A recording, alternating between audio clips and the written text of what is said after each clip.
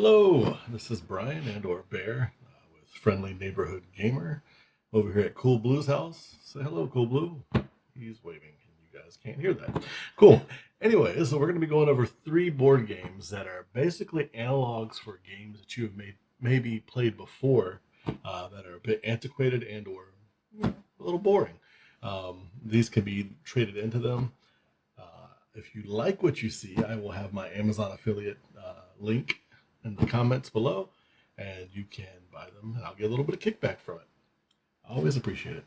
The first game we're going to be discussing tonight is Welcome to. This is an analog for Bingo. It's made by Blue Cocker, like the doggo.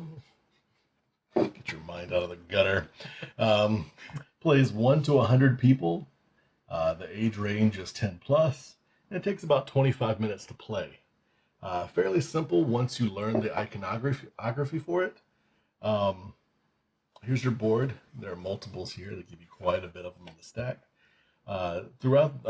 Starting with the game, you'll be dealt 3 goals. All the players are working towards these goals. Once you get them, you check them off. The game ends when all 3 goals have been gotten. You run out of action spaces to place, or you have no actions left to do. Gameplay will consist of 3 piles of cards that will be flipped over into pairs. So like thusly. You would take a number and the action and write it on the board. Once everybody's taken their action for the turn, you'd flip over again.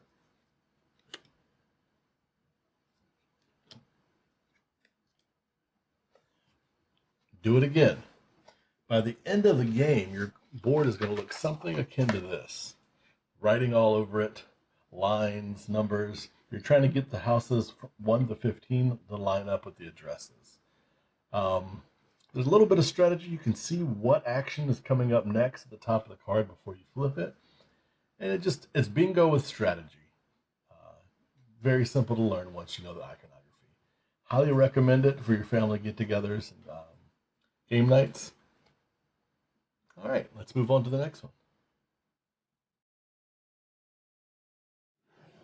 The second game we're going to talk about tonight is Love Letter. It's a very simple game. I would say it's an analog for maybe Uno or Phase 10. I grew up playing Canasta. My family switched over to Phase 10 or Uno because nobody liked keeping score. I feel like this is even more simple than that because you don't have to keep score. It's literally just a bunch of cubes. There's 13 of them. Whoever gets the most by the end wins. Fairly simple, 1 to 8. Each card has a name on it: guard, priest, baron, handmaid, prince, king, countess, and princess. Each one has different abilities listing on the card here. It's basically you're trying to eliminate the other players so that your love letter gets to the princess. Yes, there's a backstory for this very simple game. The box says it plays 2 to 4. That's a lie. It plays 4 players. That's all you should play this with. There are versions that are like 4 to 6 players or more. I feel like with those types of games, once you get eliminated, it's kind of boring. You're just sitting there waiting for the rest of the players to play. 4 players goes pretty quickly, about 5 to 10 minutes at max. Play will look like you'll have one of these cards in your hand. You'll draw a second one. You'll choose which one you want to play. You'll play it. Again, the rules say you want to play it in front of you. The rules are liar. You want to put them in a communal discard pile so you can't count cards. That's much more fun in the house where we play in our house. Isn't that right, Cool Blue? Yeah? He'd give me a thumbs up. Cool. So, again, very simple game. Highly recommend it. You can get probably at the end of your night or maybe, in a small intermission, a couple games of this in just to fill the time. Moving on. And our final game tonight is Heat, Pedal to the Metal. It's a racing game done by Days of Wonder. It's actually a push your luck game that I find rather interesting. The whole point of the game is you're a race car driver. Your goal is to get around the board as quickly as possible, faster than your opponents. You can see I have me here. There's Blue. Say hi, Blue. He's waving over there. And then some guy named Orange. Anyways, so you'll do this through deck management. Every player has their own board. I'll move over here and show us that. You have your deck, you have your heat pile, and then you have your discard.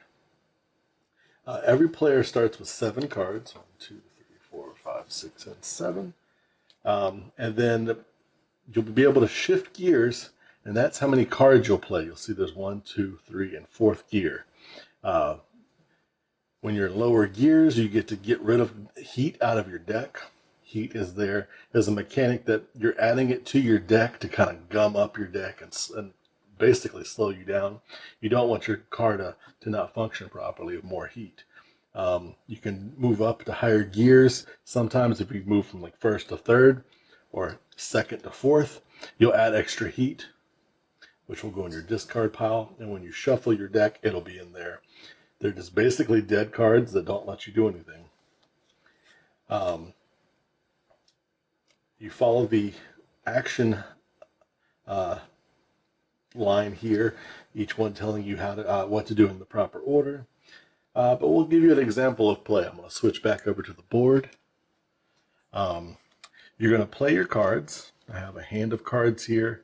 I'm going to play, because I'm in 2nd or 3rd gear, I'm going to play 3 cards. They would be face down.